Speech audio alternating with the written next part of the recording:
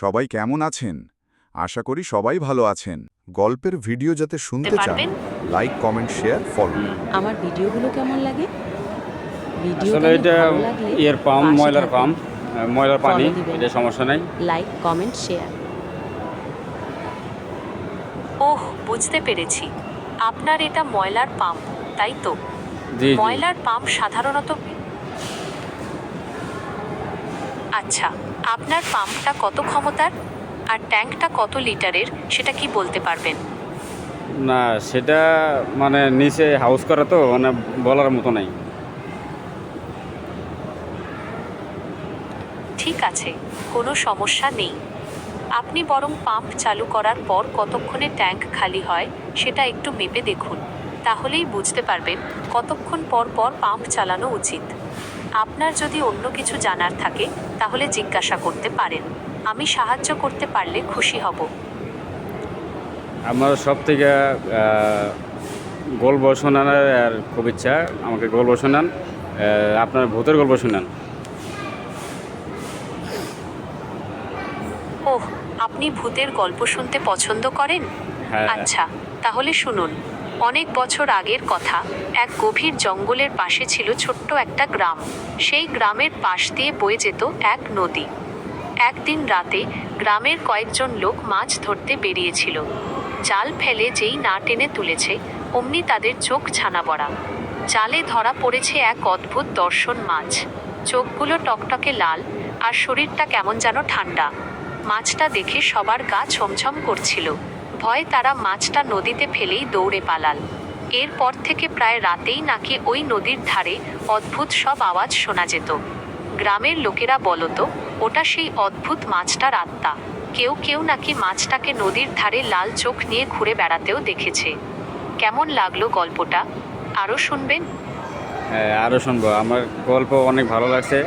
আর আপনার গল্পটা ভিডিও হচ্ছে, দর্শক শুনবে, দেখবে। দর্শকের উদ্দেশ্যে কিছু বলবেন?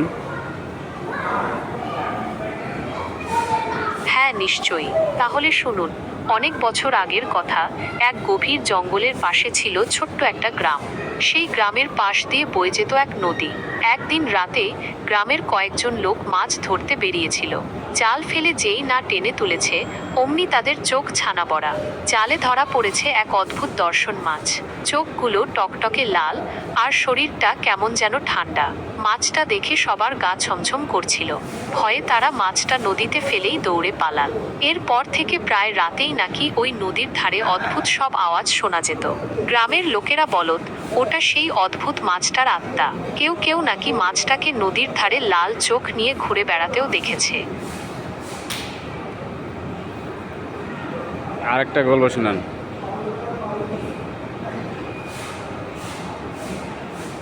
আচ্ছা, তাহলে শুনুন।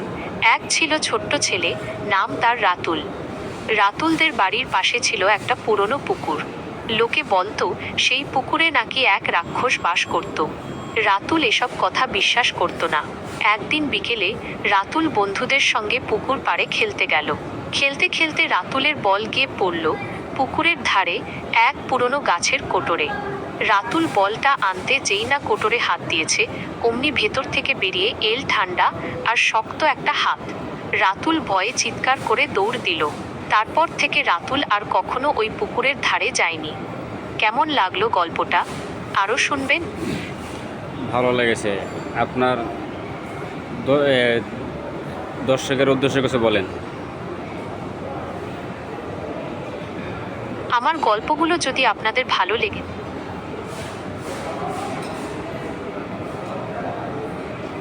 আমার গল্পগুলো যদি আপনাদের ভালো লেগে থাকে তাহলে অবশ্যই লাইক আর শেয়ার করবেন।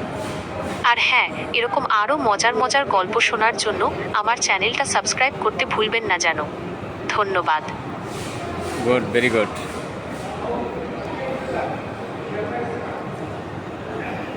ধন্যবাদ। আপনার যদি আরও কিছু জানার থাকে তাহলে জিজ্ঞাসা করতে পারেন। আমি সাহায্য করতে পারলে খুশি হব। ওকে, আমি দর্শকের উদ্দেশ্যে কিছু বলি। দর্শক, এরকম মজার মজার গল্প যদি শুনতে চান, এই ভিডিওটা বেশি বেশি শেয়ার করবেন, সাবস্ক্রাইব করবেন, লাইক করবেন, শেয়ার করবেন। যদি আপনাদের কোনো প্রশ্ন থাকে আমাকে জানাবেন, আমি প্রশ্নগুলো আপনাদের জানানোর চেষ্টা করবো ইনশাল্লাহ। ঠিক আছে, আপনার যদি আরও কিছু জানার থাকে তাহলে জিজ্ঞাসা করতে পারেন। আমি সাহায্য করতে পারলে খুশি হব। ওকে, ধন্যবাদ আপনাকে।